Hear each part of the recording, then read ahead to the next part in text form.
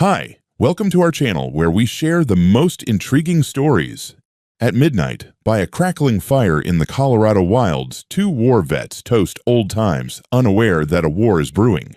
When a ruthless HOA tries to claim a private lake that's been in one family for generations, one man stands his ground. What follows is a battle of borders, truth, and grit. I always say there's no better sound than a campfire crackling against the silence of Colorado highland nights. That and the satisfying plunk of a baited hook dropping into still lake water. My ranch stretches across 320 acres of God's country, pines, ridgelines, and my private lake, tucked away in the southeastern basin of the property. I've fished that lake since I was a boy.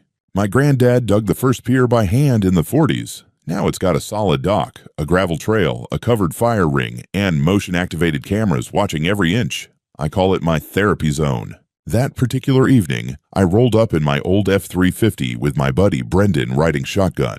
We served together in Iraq, and while I got out early to take care of the family land, he stayed in longer. Now he works as a ranger in Wyoming, but once a year we meet up, drink bad coffee, and act like kids again under the stars. We set up camp just before dusk, pitched a canvas tent, fired up the portable grill, and threw a couple of trout lines off the pier. The smoke curled lazily into the pine tops, and the temperature dipped just enough to remind you summer was hanging by its last thread. We weren't exactly quiet. Two middle-aged guys with whiskey and old war stories don't whisper, but we weren't bothering anyone.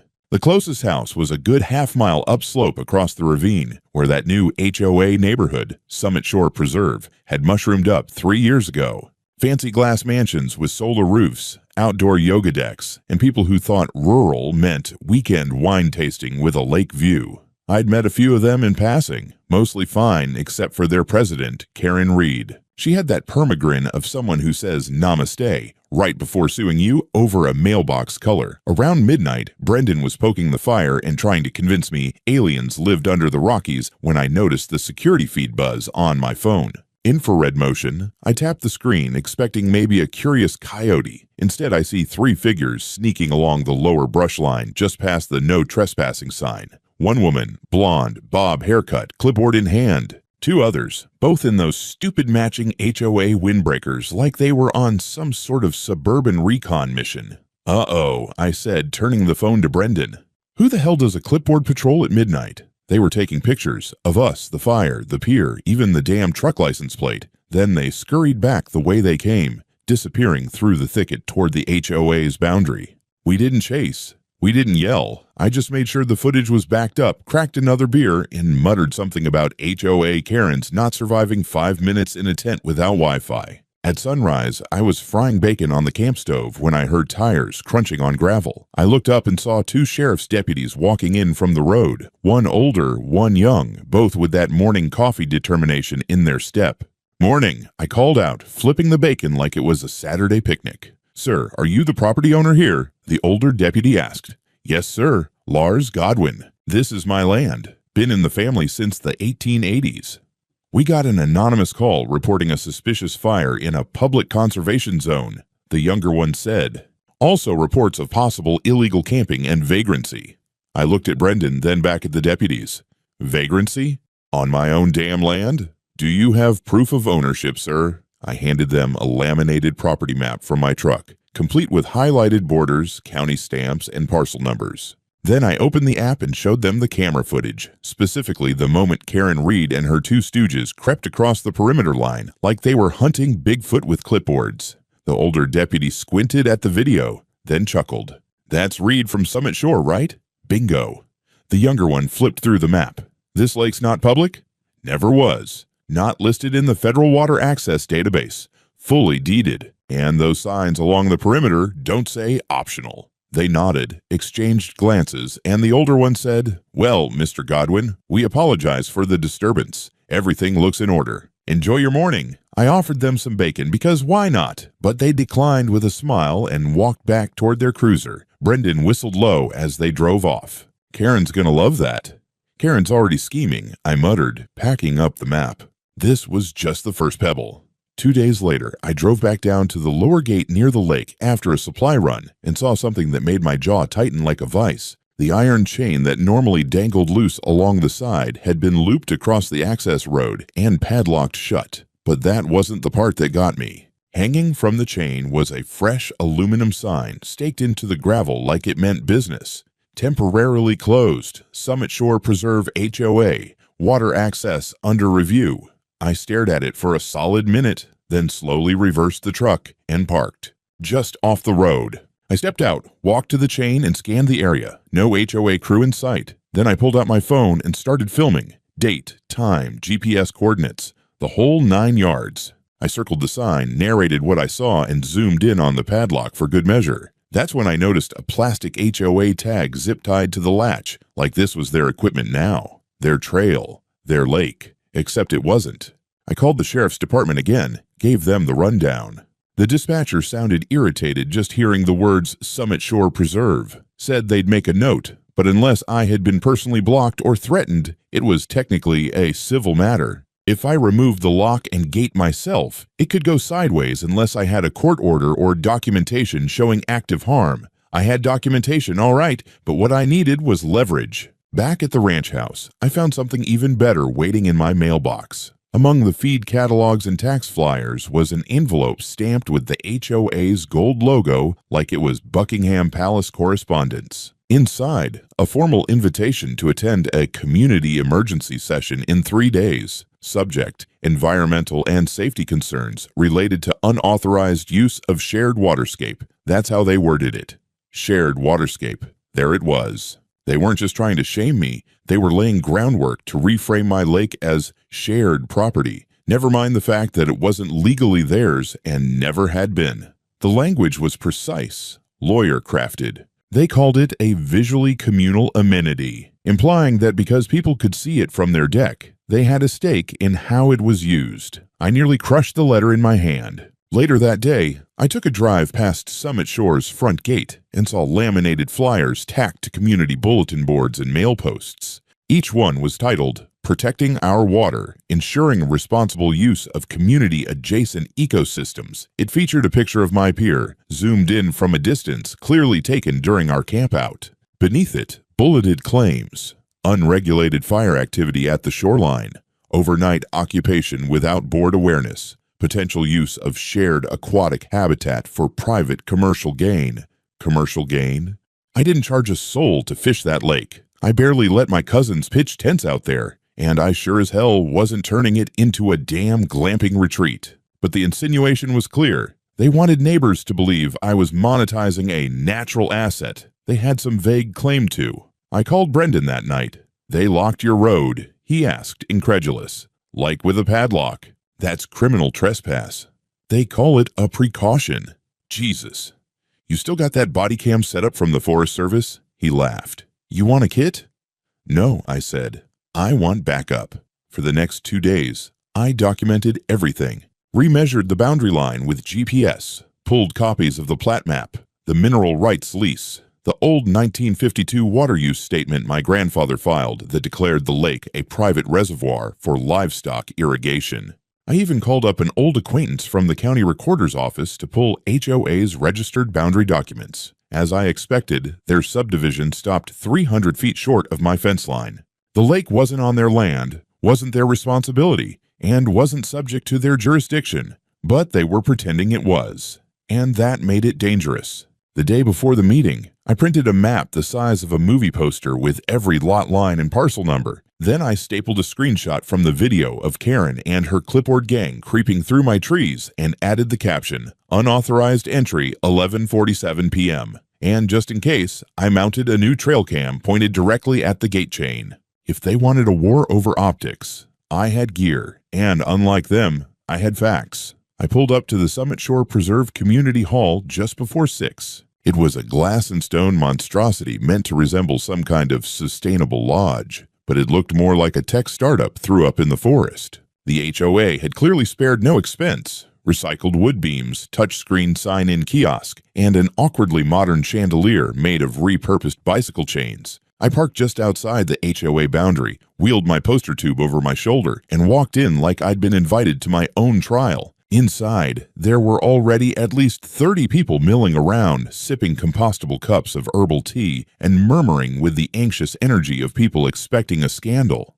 At the front of the room, there stood Karen Reed, blonde helmet of hair, soft green cardigan, and the smug smile of someone who thought they'd won before the whistle blew. Flanking her were two board members, one of whom I recognized as the same guy who'd scowled at me from the bushes during their little midnight nature walk. Karen raised her hand like a schoolteacher. Thank you everyone for coming. As you know, recent events have raised serious questions about access, safety, and ecological stewardship regarding the lakeside perimeter. It's not your lake, I said loud and clear. Heads turned, murmurs rippled. Karen blinked and then smiled wider like I was an adorable interruption. Mr. Godwin, she cooed. As I said in the letter, this is a community dialogue. Then let's have one. I unrolled the map onto the front table and pinned it down with 2 copies of the county parcel records. This is my property, legally. Surveyed, deeded, recorded. The lake, the dock, the trees. Every inch of it has been in my family since before Colorado became a state. Karen gave a tight smile. Of course, we recognize historical usage, but the visual and environmental impact of your activities is... I cut her off. The impact? You mean camping on my own land? Lighting a regulated fire in a designated fire ring, surrounded by gravel 20 feet from the waterline? While your so-called officers trespassed onto private land in the middle of the night to take unauthorized photos? The man next to her, probably the HOA's VP, spoke up. We received multiple complaints, Mr. Godwin. People were concerned. There was smoke, lights, activity. From half a mile away, I said. Through binoculars, I assume. Karen tried again. The community voted to form a task force to evaluate potential shared use models for the lakefront area. There is no shared use. That lake is not on your land. It never was. And padlocking my road? That's criminal interference. You want to talk about stewardship? Start by learning to read a boundary map. A few voices in the room started murmuring in my favor. A man in the back asked, "Wait, so the lake's not even part of Summit Shore?" Karen's smile faltered. It visually anchors the eastern vista of our development. That carries weight in land use conversations. That carries 0 weight in court, I said. I've already filed a statement with the sheriff, and if I find one more lock, one more fake sign, or one more HOA volunteer on my side of the fence, I'm filing charges. The room went quiet. Karen stared at me, her face tightening in a way that betrayed real panic for the first time. She leaned in slightly. You're being combative, Mr. Godwin. Lady, you brought the fight. I packed up the map, turned, and left without another word. No applause, no outrage. Just silence. And silence was good. Silence meant the spell was breaking. The next morning, I drove down to the lake trail to check the cameras and see if anything had been tampered with. The chain was still hanging there, unlocked now, but the sign had been yanked. Instead, nailed into the fence post was a handwritten note in permanent marker. Enjoy your toxic runoff lake, redneck. Classy. I scanned it, took photos, and uploaded the footage from the previous night. Around 10 p.m., a man in a hoodie had pulled up in a golf cart from Summit Shore, yanked the sign, and nailed the insult. I didn't recognize him, but I saved the plate number and sent it to the sheriff's office with a fresh report. Then, with cameras rolling, I enrolled a fresh new banner across the same fence post. Bold white letters on green canvas. Private property. Trespassers will be prosecuted. Cameras active. I didn't shout. I didn't swing. I documented. And then I called Brendan. I'm bringing the bolt cutters tomorrow, I said. We're taking that gate back. Brendan rolled up in his green Tacoma just after noon, wearing his old Ranger vest like a uniform. The sun was high, the pines casting sharp shadows across the lower trail, and I was already setting up the GoPro on a fence post when he hopped out with a toolbox in one hand and a thermos in the other. You sure you want to film this? He asked, unscrewing the cap.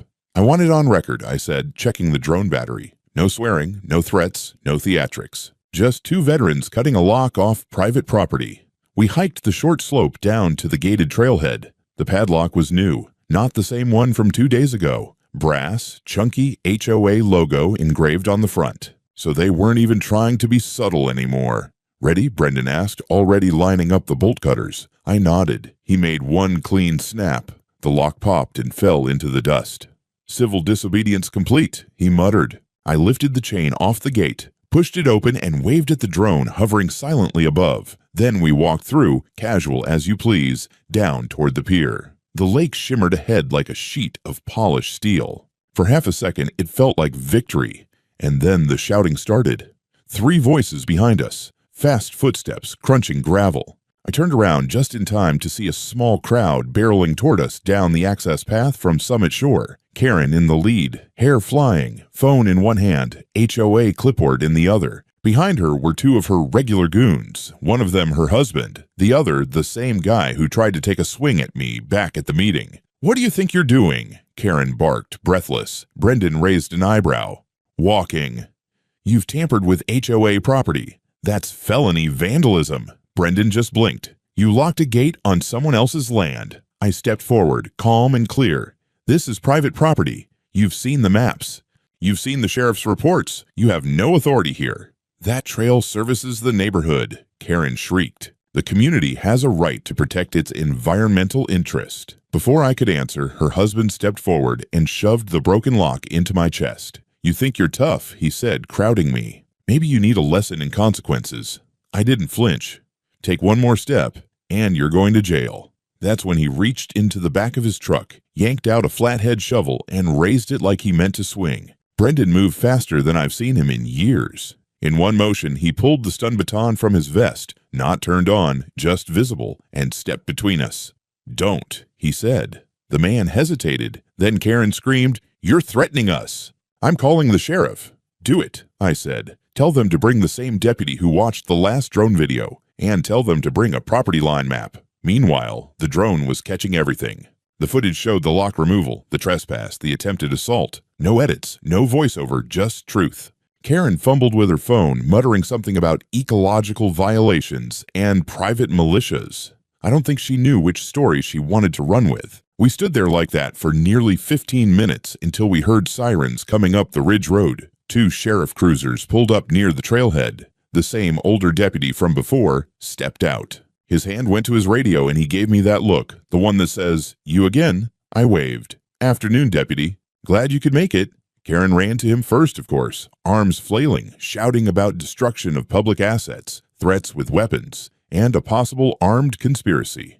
The deputy listened, nodded, then walked over to me. "You got the video?" I handed him the SD card from the drone. "Uncut, start to finish." He took it, turned to the group and said, "Nobody moves. Let me review this." We waited. 20 minutes. The tension baked under the sun. Karen's husband paced in circles like a caged dog. Brendan leaned on a post and sipped from his thermos like it was a picnic. Finally, the deputy returned. "Well," he said, "this just got real simple." He turned to Karen. "You and your associates were clearly on private property. The signage was visible. The trail you blocked isn't HOA jurisdiction. And your husband," he pointed, "raised a weapon. That's assault." Karen gasped. But he...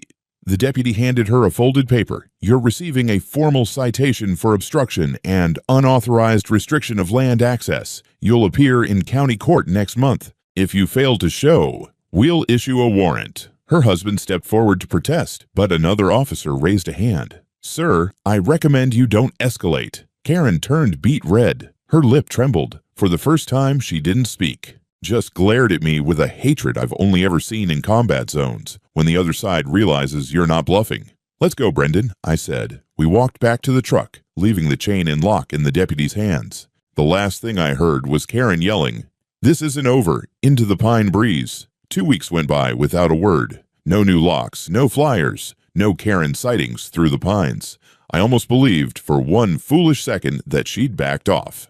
Maybe the citation had knocked the wind out of her sails. Maybe the sheriff's video had done what logic never could. But then a certified envelope arrived, hand-delivered by a guy in a suit who didn't say a word before driving off in a Tesla with HOA plates. Inside was a formal civil lawsuit notice filed by Summit Shore Preserve HOA. They were suing me for $85,000. I read the claim line by line. Allegations included intentional degradation of community value, unauthorized use of visually communal landscapes, and, my personal favorite, reckless endangerment of aesthetic harmony. They were actually trying to sue me for camping near my own lake. I laughed at first. I truly did. But the weight of it settled fast. This wasn't a tantrum, this was strategy. They wanted a paper trail, something that could sit in county court records with my name attached, a way to turn a neighbor dispute into a legal club. But I wasn't going to play defense. I called a friend, Elaine Margate, an attorney up in Durango I'd worked with when my father passed, and we'd had to secure the ranch boundaries for probate. Sharp as broken glass and just as unforgiving. I sent her the complaint, then sat on my porch while she read. Her first words were, "They just handed you their throat." She wasn't wrong. We filed a counterclaim for $375,000. Damages included defamation, trespass, false police reporting, interference with the use of private property, and attempted assault, backed by drone footage, police citations, GPS-verified parcel data, and authenticated historical records going back to 1928. And we weren't subtle about it. I made sure the HOA board was properly served on HOA letterhead by an off-duty sheriff. Karen's face, I was told, turned pale as ash. Then came the storm. 2 days after the countersuit was filed, I started getting emails from a new address, legalcompliance@summitshore.org. The first claimed I'd misrepresented the purpose of the water body by failing to register it as a communal amenity. The second accused me of exclusionary use of naturally shared visual resources. The third incredibly argued that by building a pier without community design review, I had violated a covenant of eco-integrity guidelines. All three were unsigned. All three had Karen's style all over them. I didn't respond. Instead, I doubled down. I had Brendan help me install new 4K trail cams on every approach to the lakefront, low to the ground, motion activated, night vision enabled. I contacted a local surveyor to mark every boundary in bold orange paint with steel rods hammered deep. I installed fresh, private property, no trespassing, surveillance in use, signs every 50 feet. I even flew the drone nightly, capturing images of every house facing the lake, documenting, just in case, any instance of spying, lights, or foot traffic. And finally, I mailed a formal cease and desist letter to Summit Shore Preserve HOA, signed and notarized, warning that any future entry onto my land or attempt to obstruct access would be met with legal prosecution and claims for maximum damages. I didn't hear back for a few days. Then a neighbor, one of the quiet ones from the edge of the HOA line, drove up my driveway in a rusted Jeep and handed me something. A copy of a Summit Shore newsletter slipped under his door. Inside was an official update that read, "We are currently facing a legal attack by an adjacent landholder who is actively threatening the preservation of our community's visual harmony. We urge residents to remain strong and unified in the face of hostility." They were rallying their people. But I had something better than a mob. I had evidence, and the courtroom was next. Court hearings in our county aren't like in the movies. There's no grand oak-paneled chamber, no echoing gasps from a crowd, just a dry little courtroom on the third floor of the government building in Alamosa with flickering fluorescent lights and a clerk who always seems one sigh away from quitting. But what was like the movies was Karen showing up with a 3-person entourage, her lawyer, her husband, and a smug guy in a blazer who claimed to be their community standards consultant. She wore a bright green blazer and carried a binder twice, the size of mine. I don't think she expected to see me there in a pressed shirt, flanked by Elaine Margate and a land use expert from the University of Colorado. The judge was a no-nonsense woman in her 50s, former property litigator. She looked bored before we even started. HOA's side opened with a PowerPoint about view corridors, collective enjoyment of nature, and a supposed ecological agreement that they claimed applied to all bordering properties, even though none of it appeared in my deed nor in any official registry. Elaine let them finish. Then she calmly pulled up a parcel overlay from the Federal Bureau of Land Management, clearly showing my land, the lake, and the fact that Summit Shore Preserve was built 5 years after my grandfather's last boundary update had been recorded. Then came the video. Elaine presented edited clips from my drone footage with timestamps and GPS tags, HOA members walking across my posted property line, Karen photographing my camp without permission, her husband raising a shovel in direct confrontation. The sheriff's incident reports were printed, highlighted, and entered into evidence. Karen looked like she was trying not to choke, but the real nail came from the land use expert. He explained that the lake, shallow, seasonal, and technically without a defined inlet or outlet, was not legally considered a navigable public water body and therefore not subject to any shared use laws in Colorado unless explicitly designated, which it wasn't. Then Elaine handed the judge copies of my property tax records going back 15 years, historical photographs showing my grandfather fishing off the same shoreline in 1947, and perhaps most damning, Karen's own HOA promotional flyer that referred to the lake as a scenic backdrop, not part of HOA management. When the judge recessed for lunch, I caught Karen in the hallway, whispering to her lawyer, visibly pale. Her husband paced. The consultant looked like he was trying to disappear into his phone. After lunch, the judge came back with her ruling, calm, clipped, and devastating. She declared the HOA's original claim baseless, citing no standing jurisdiction, no legal encumbrance, and no credible evidence of harm. She ordered them to pay all legal fees related to their suit and defense. Then she turned to our counterclaim. Elaine stood and requested a formal hearing to determine financial damages for trespass, harassment, and attempted defamation. The judge agreed, setting a full trial date for 3 weeks later and allowing us to subpoena HOA meeting records, emails, and internal communications relevant to the lake incident. Karen tried to object, but the judge silenced her.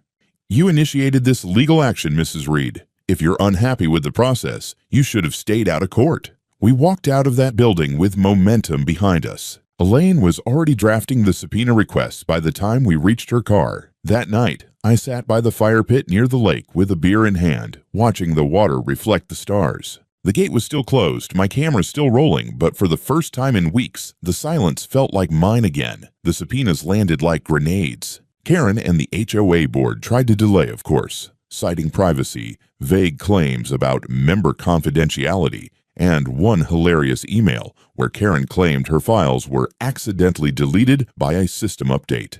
Elaine responded by filing a motion to compel compliance, and the judge granted it in under 48 hours. We got everything: meeting minutes, internal emails, memos about visual dominance rights, even a board proposal, authored by Karen herself, suggesting a campaign to pressure adjacent landowners into either selling access or reintegrating their land into the HOA zone through soft administrative pressure. That phrase stuck with me. Soft administrative pressure. One thread in particular made my blood boil. Karen had emailed the HOA's environmental subcommittee 2 months prior, suggesting that if they could document even one instance of unlawful camping, fire usage, or waste at the shoreline, it might be used to push a county action against me. She literally tried to fabricate violations to weaponize environmental law. Another document, buried in a digital folder labeled Archive June Temp, contained a scanned version of a doctored map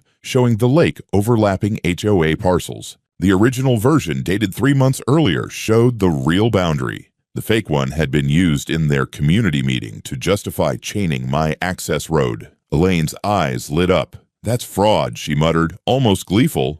We filed an amended complaint the next morning, now requesting punitive damages and citing intentional misrepresentation, malicious prosecution, and falsification of public claims. Karen's lawyer tried to settle. He called Elaine with a proposal. HOA would drop all actions, pay a token settlement, and issue a private apology. Elaine asked him, "Do you think my client wants an apology?" Then she hung up. Meanwhile, I upgraded my perimeter security. Motion-activated floodlights, wireless alarm sensors on the trail, and I installed a brand new steel gate at the lake access road, this time with biometric keypad entry. Anyone without my fingerprint or my authorization code wasn't getting through. Period. That same weekend, a truck with a landscaping trailer was caught on one of my cams attempting to reverse down my access trail. No logo, no markings. When the driver saw the locked gate and cameras, he just sat there for 5 minutes, then left. I sent the footage to Elaine. She sent it to the judge. The trial date approached like a slow-moving storm, and you could feel the tension in the air. HOA board members started avoiding me in town. Karen stopped showing up at their usual meetings. One neighbor said she was working remotely from her mountain house. Her husband put their place up for sale off-market, which told me they were panicking. I kept fishing, kept the camp ready, built a small pier extension with solar lights and a bench, invited a couple of veterans I served with to visit for the weekend. Just regular guys with boots and memories, throwing lines and sharing beers. We didn't talk about the HOA. We didn't need to. They'd already lost the lake. They just didn't know it yet. The trial opened on a Tuesday morning with a packed gallery, not because anyone cared about HOA politics, but because word had spread that this was going to be a reckoning. Locals knew me. Some had worked on my land, hunted the outskirts, or brought their kids to fish the lake's edge back in the day. Others had long disliked the HOA's new money arrogance. The courtroom didn't take sides until Karen walked in.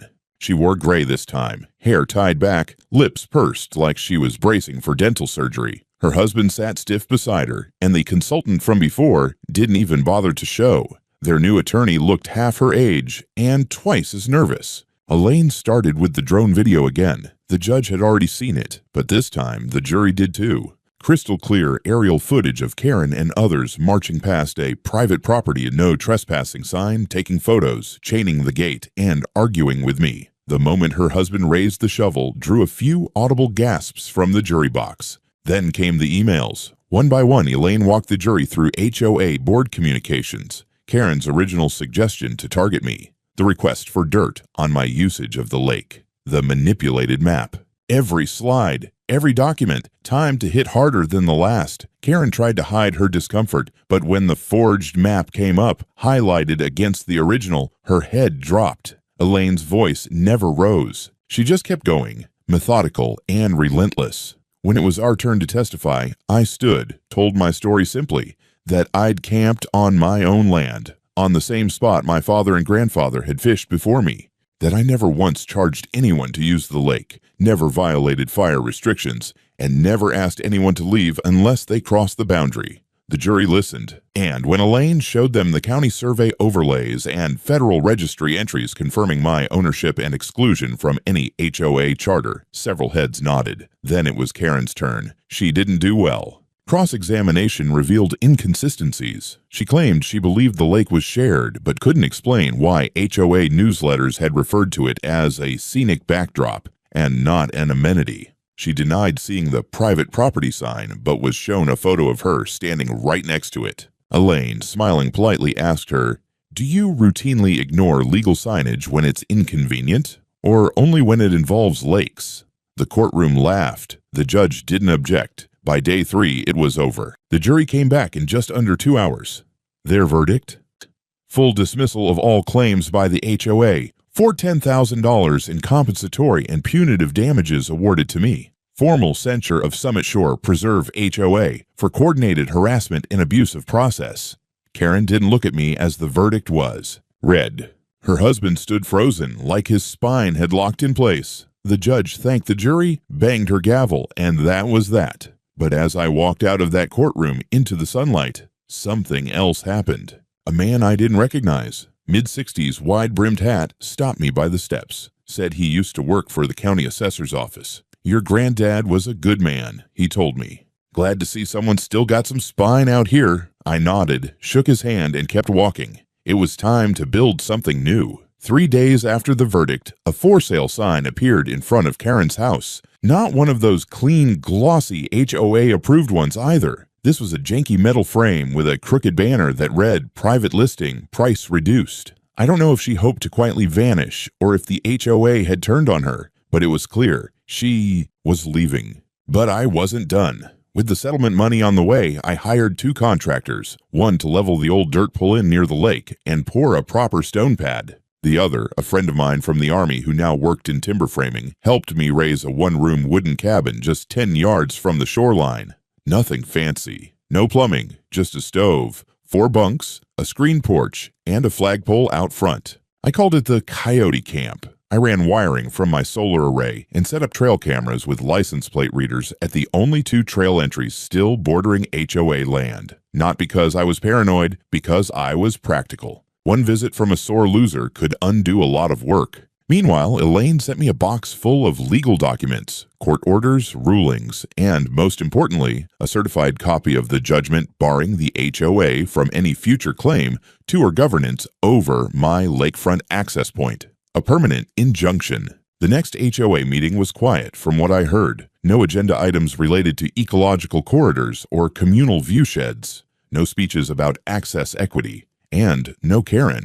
Some of the residents started driving around the neighborhood to avoid passing my gate. I saw one guy in a golf cart pull a full U-turn after spotting my new private access, no HOA entry, trespassers will be prosecuted sign. Subtle? No. Effective? Absolutely. But the best part was what came next. I reached out to a veterans nonprofit I'd worked with years ago. Told them I had a new idea, seasonal weekend retreats, fishing, campfires, and a little bit of nothing for guys who needed it most. No fees, no publicity, just a phone call and a handshake. 2 weeks later, 4 vets showed up. One brought his teenage son. They pitched tents, grilled meat, and fished until dusk. One of them looked at the cabin and said, "You built this just for us." I told him, "I built it for anyone who's earned a quiet night without someone telling them where they can or can't be." That evening, we lit a fire in the pit, passed a bottle, and listened to the coyotes sing. I caught a glimpse of a drone blinking red up above, someone from the HOA, trying to see what we were doing, no doubt. But I'd already registered the airspace for recreational restriction. I smiled, waved straight at it, and it zipped off like a guilty bug.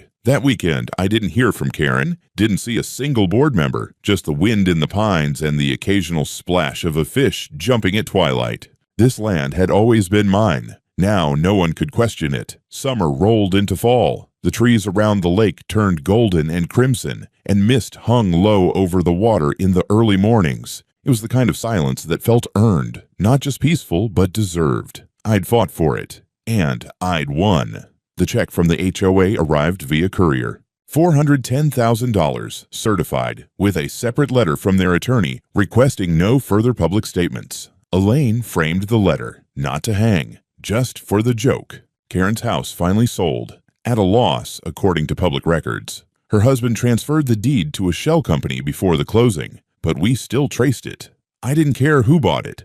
Whoever they weren't getting near my lake. A few weeks later, I got a call from the sheriff. He let me know, with a dry chuckle, that Karen had been formally indicted on charges of filing a false police report, falsifying legal maps, and obstruction of justice. Apparently, forging municipal documents and harassing non-members didn't sit well with the district attorney, especially after all the publicity. She turned herself in and was released on bail, but sentencing was expected before the year was out. She won't be running any more HOA meetings. As for the Summit Shore Preserve Board, they issued an amended charter stating that the HOA holds no authority, implied or actual, over adjacent non-member properties. A copy of that amendment now hangs inside the cabin, next to the fish chart, the Yay first patch of military unit stickers, and a laminated photo of the old family deed from 1889. On Veterans Day, we hosted a small gathering, 12 of us this time, some with wives or sons. No press, no officials, just coffee, venison, and a fire crackling near the lake. Someone asked me if I'd ever considered opening the land for public use. I shook my head. "This land's not public," I said. "It's personal." That's the difference. Late that night, I stood by the lake alone. The stars looked close enough to grab. The water was still, and for the first time in a long while, I didn't feel like I had to defend it. I just got to enjoy it. A carved sign now sits at the start of the trail down to the cabin. It reads, "Coyote Camp, Veterans Only, Private Lake. Respect the land, or turn around." I don't expect Karen to ever see it, but if she does, maybe she'll finally understand something she never could. Some things aren't hers to manage. Some boundaries aren't just legal. They're earned, lived, and fought for. And now, they're protected.